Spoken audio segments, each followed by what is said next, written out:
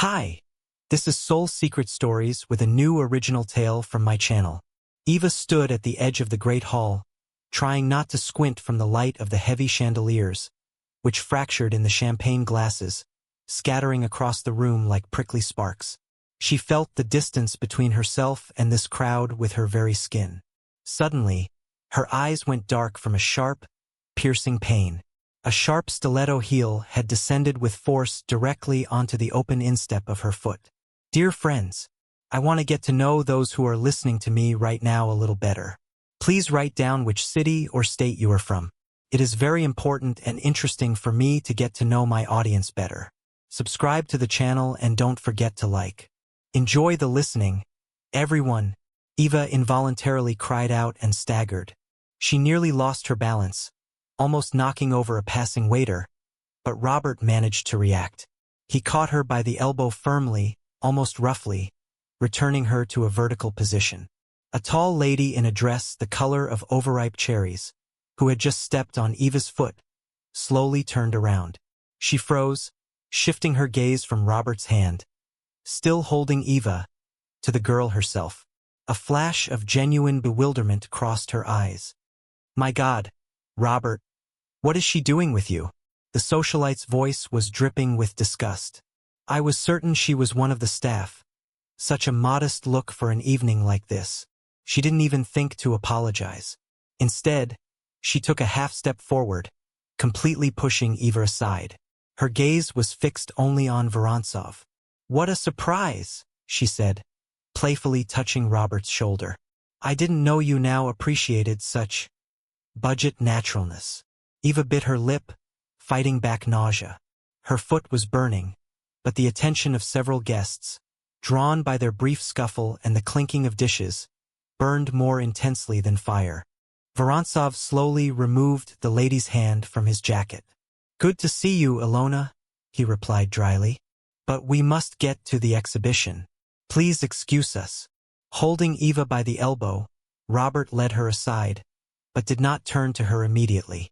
First, he unhurriedly adjusted his cuff, as if giving Eva time to realize the depth of her clumsiness. Eva, I thought we had an agreement, he said, looking somewhere over her head. Your task for today is simply to be present and not cause any unnecessary noise. She stepped on my foot, Eva whispered, her voice trembling. It really hurts. Vorontsov barely perceptibly raised an eyebrow, and there was so much condescending contempt in that gesture that Eva wanted to sink through the floor. Everyone is in pain, Eva. Everyone here has their own discomforts, but people know how to hide them. That is what it means to save face. If you are not capable of that, perhaps we should have stayed home. He swept her with a short, appraising glance that held not a grain of sympathy. Try not to attract any more attention to yourself. Just stay close and be quiet. That is quite enough. You are invited here as an accessory to my image. Try not to spoil it with your awkwardness. Stand here and don't move. I'll get you something to drink, since you're unable to walk to the bar without limping like a wounded bird. Wait. Eva nodded, unable to utter a word. Standing against the wall under the aim of appraising looks filled with squinted curiosity and blatant arrogance, she felt completely naked. Staff. The word thrown by Ilona continued to pulse in her temples in time with the pain in her foot. Robert hadn't defended her because, deep down, he agreed. She was exactly that, staff, an experiment that had failed. Yet only one day ago, it all seemed like a simple, strange request from a tired man. That evening, Vorontsov returned home later than usual. Eva had just finished cleaning the living room. She was already putting on her coat, mentally making a list for the morning. Farm milk, fresh basil, those specific crackers for breakfast. The list broke off when the lock of the front door clicked dryly in the silence of the hallway, and the owner of the house walked into the apartment. Eva Vasilyevna, he called out to her, noticing she was already at the exit. Wait a moment, please. Robert stood in the doorway of the living room, tall and broad-shouldered, in an expensive but slightly wrinkled jacket. Eva mechanically noted that dark colors suited him. They emphasized his light eyes and the early gray at his temples. His tie was loosened, his shirt collar unbuttoned, and in this careless state, he looked younger than his years. His hands, well-groomed with short-trimmed nails, held a phone that he rolled between his fingers. Eva caught herself looking at him longer than usual. Previously, she had seen in him only the owner of the apartment, but now a somewhat tired man stood before her, who, by all appearances, was awkward about asking her for something. "I have a strange request for you," he said after a short pause. From his tone, Eva immediately understood that this would not be an ordinary conversation about a shopping list or ironing laundry. "I'm listening," she replied cautiously. "Tomorrow I have an important reception, a charity evening, and I need a companion." He said this the way people talk about the weather or traffic, but there was a rush and a certain awkwardness in his voice. He seemed afraid she would interrupt him with a refusal. Eva blinked. "I'm sorry, I don't understand." He slowly walked across the room and stopped at the window, looking down at the flickering streetlights in the yard. "I understand how it sounds, but I have no other options right now." "In what sense a companion?" she asked, still not believing. "A woman with whom I will appear at the evening, the one people will greet, the one they will smile at, the one they will ask what she does." He spoke quickly, almost hurriedly. "My acquaintance, with whom I was supposed to go, backed out today at the last moment, and to appear alone would mean becoming the subject of gossip. You know how it is." Eva knew what he was talking about. She had more than once heard how people in the building discussed other people's divorces, affairs, and failures. They loved to talk about others here.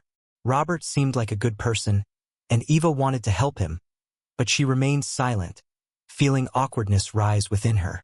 "You give the impression of a neat and calm woman. You know how to carry yourself. You just need to be near," he continued. "I'm not asking for the impossible. I am a housekeeper, Robert Alexievich," Eva said quietly. He turned to her. "You have a lovely face and figure. That is enough." She wanted to refuse this strange offer. She really wanted to. Everything inside her protested against this venture. In her imagination, she already saw this corridor of strangers' faces, through which she would have to pass under the aim of appraising glances and poisonous whispers. What if this is a chance? An adventurous thought flashed in her head. Will I ever be able to feel like a woman again, rather than a shadow with a rag? "Fine," she finally said. "But on one condition. I choose the dress myself." He looked at her with interest, as if noticing for the first time that she possessed more than just neatness and diligence. They had a deal. At the store, he saw her differently for the first time.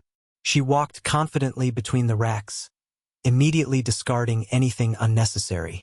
Vorontsov expected to see confusion in her movements, but Eva sifted through the fabrics with the air of someone who knew the true value of such things. Finally, she chose a simple, dark ash-colored dress made of heavy silk with a deep but modest neckline. The dress didn't force a change upon her. It simply stopped hiding her. At 33, Eva knew her strengths. Her sharp cheekbones and that dark-eyed gaze she had suppressed for so long while staring at the floor. Without her usual apron and baggy sweater, she saw her true silhouette in the mirror again. A slender waist and a straight line of shoulders. She let down her hair, and it fell in a heavy wave over the silk. Eva saw in the reflection how Robert's face changed. The usual mask of condescension he wore like armor suddenly cracked. To him, she was no longer just a shadow with a vacuum cleaner. She was a woman who had hidden her elegance for far too long. However, he quickly composed himself, and his face was once again locked in a businesslike mask. The woman looked at her reflection calmly, almost detached, as if checking if she had forgotten how to wear such things. "This one," she said without turning around. "Is that all? No necklaces or bracelets?" Robert stepped closer, struck by how foreign and yet alluring she now seemed. "No more is needed. Extras will only get in the way." Eva saw him slowly nod, acknowledging her right to dictate the terms. At that moment, she realized their previous relationship, master and servant, had shifted. Now, standing in the hall, Eva suddenly heard a lively, almost angry whisper. "I'm telling you, Mark, it's silence. a lady insisted. Ordinary autumnal silence. Dear. The word used here emphasizes the absence of voice, not sound. The translator clearly took the easy way out, the man countered, leaning slightly toward the canvas.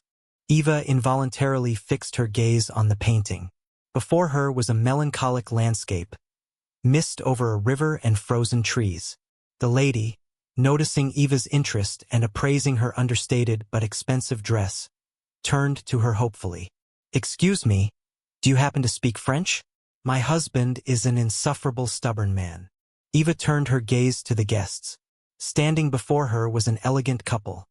A woman in her 50s with a keen gaze and a tall, gray-haired man in a flawless tuxedo. At that moment, he raised an eyebrow somewhat mockingly. Yes? Eva replied, feeling an old academic spark wake up inside her. Perhaps not as well as I'd like. I haven't practiced it much lately. Oh, save us! The lady exclaimed. Mark claims the caption is translated incorrectly. He sees some philosophical subtext, while I think it's just a beautiful autumn. Eva stepped closer to the frame, where a gold-plated plaque read The Silence of Autumn. She glanced at the artist's signature in the corner of the canvas, written in a fine brush in French. A soft smile touched her lips, the same smile she used to begin her lectures with. Your husband is right, Eva said quietly, and Mark immediately straightened up victoriously. The translation silence here is too literal. This word in French means something closer to muteness or speechlessness. It's when someone wants to speak but cannot. The artist didn't depict the absence of noise, but a state where nature has frozen in anticipation of death, having lost its voice. A brief pause hung in the air. The lady and her husband were now looking not at the painting, but at Eva. Robert, who had approached at that moment with glasses, also froze, not daring to interrupt the conversation. The muteness of autumn, Mark repeated slowly, tasting the word. Yes, that changes the entire mood of the canvas. It becomes tragic. He looked intently at Eva, and there wasn't a trace of social indifference left in his gaze. A rare understanding of nuance. The lady looked closely at Eva. You know a lot about art. It was a part of my life, Eva said softly. Other guests immediately joined the conversation. Someone asked a question, someone else clarified a point. Unexpectedly, Eva stopped being afraid. Words came easily, thoughts aligned clearly, and suddenly she realized she was alive again. Vorontsov watched from the side and didn't recognize her. The housekeeper who silently washed his floors was now speaking calmly about painting, as if she had always belonged to this world.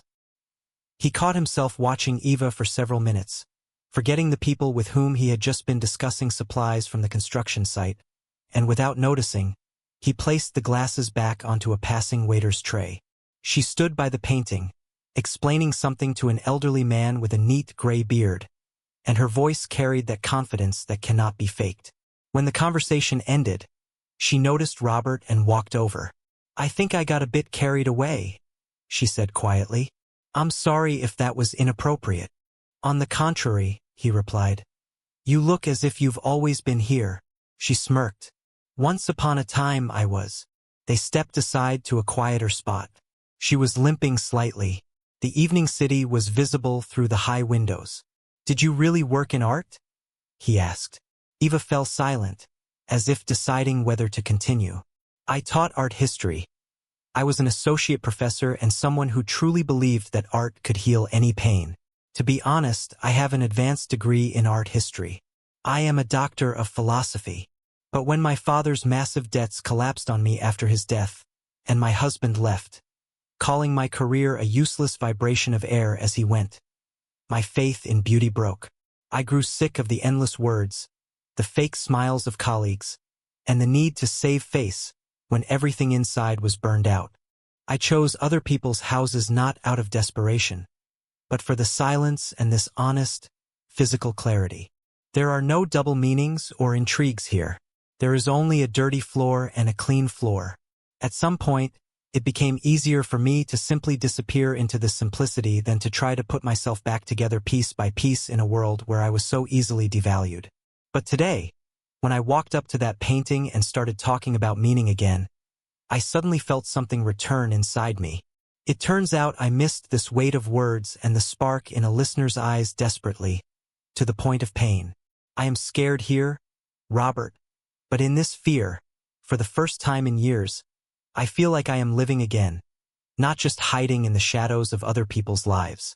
Vorontsov looked at her intently, without his usual irony. For a while they stood in silence, looking out at the hall. The music changed. Guests moved from one painting to another. Laughter rang out, glasses clinked, and suddenly that same gray-haired man approached them. "Forgive me," he said to Eva. "I simply cannot recall. You are Skryabina, aren't you? Eva Vasilyevna Skryabina." Eva startled. "Yes, that's me. Incredible. I used to attend your lectures at the university. Back then, you completely overturned my perception of the Renaissance." He turned to Robert. "Where did you find this diamond? Her works on European painting are phenomenal." Vorontsov slowly shifted his gaze to Eva. "Why didn't you tell me?" "You didn't ask," she replied quietly. At that moment, the owner of the gallery, Elvira Balatsarkovskaya, approached them. "Forgive my intrusion," she said with a smile, "but I am hearing some very interesting things here. Are you truly the Skryabina? You haven't been seen for a long time." Eva nodded. "Then you must take part in our new project. We are opening an educational center at the gallery, and we need someone of your caliber." Eva was at a loss. I haven't worked in a long time." "All the more reason," Balatsarkovskaya replied calmly. "People like you don't leave the profession. They simply take a pause." Vorontsov watched her and realized that the woman beside him was no longer the quiet domestic assistant he had known. Before him stood a person with a past and, evidently, a future. And for the first time in a long while he felt a strange sense of unease. What if she leaves tomorrow, and his house becomes too empty again? In the hall, the overhead lights were gradually dimmed. Only the soft lamps by the paintings and the stage lighting remained. Someone announced the start of the charity auction.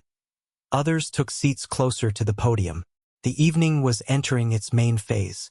Eva still stood next to Robert, but she felt different now. The fear hadn't vanished entirely, but it gave way to a strange, almost forgotten feeling, the sensation of being in her rightful place again. "Do you realize what just happened?" Robert asked softly. "Not yet," she answered honestly. "I need time to believe it. You were just recognized and offered a job." "I was offered hope," she said. "It's not just a job." And at that moment, the host stepped onto the stage. "Ladies and gentlemen, before we proceed to the auction, we have a small surprise. Today, among our guests, is a person whose lectures once filled entire halls and whose articles sparked heated discussions. Eva Vasilyevna Skryabina. Let's welcome her." Eva startled and immediately forgot the throbbing pain in her foot. "I'm sorry," she whispered. "This must be a mistake." But Balatsarkovskaya was already looking at her with a soft, insistent smile. "It is not a mistake. It is destiny. Go on." Eva slowly walked up to the stage. The light hit her eyes. The room fell silent. She closed her eyes for a second, gathering her strength. And suddenly, everything became remarkably simple. She began to speak calmly, almost matter-of-factly. It was the voice of someone who knows their subject inside out. She spoke about the paintings, the artists, about how art knows how to save you when life collapses, and how true beauty does not scream. It waits to be heard. It was so quiet in the hall that you could hear someone carefully setting down a glass. Robert watched her and didn't recognize her. Yet at the same time, he did recognize the woman who had silently made his tea and organized his shirts, hiding her true identity behind that mechanical work. When Eva finished, the room gave her a standing ovation. Balatsarkovskaya was the first to approach her. "I want you to become the head of our educational project. And if you agree, we shall begin as early as next month." Eva looked at Robert, bewildered. He nodded. "You've earned this." "And what about you?" she suddenly asked. "You brought me here as a joke." He smirked.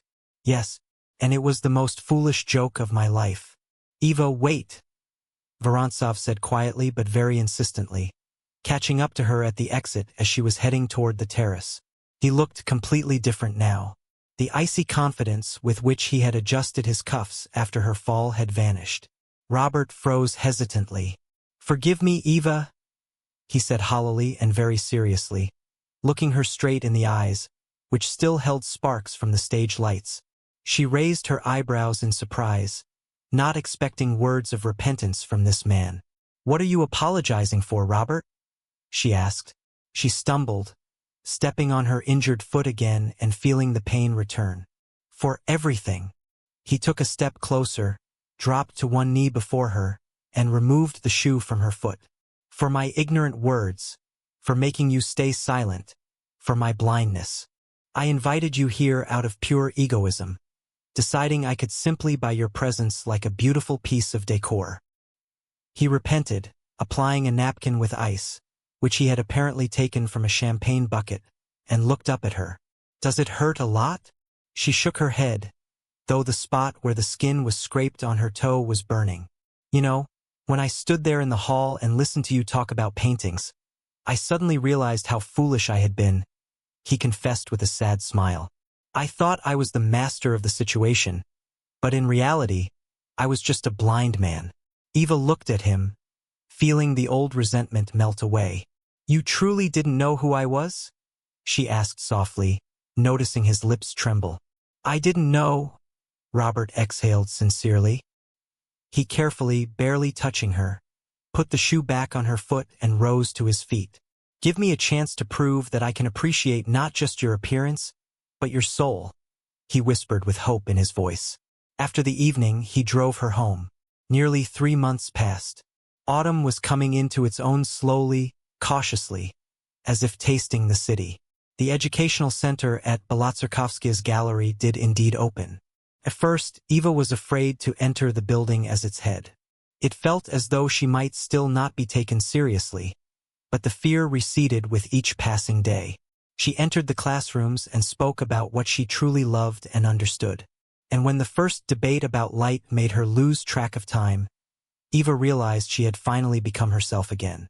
Only in the evenings, returning to her small rented apartment, did she feel a sense of loneliness, a new, unfamiliar kind.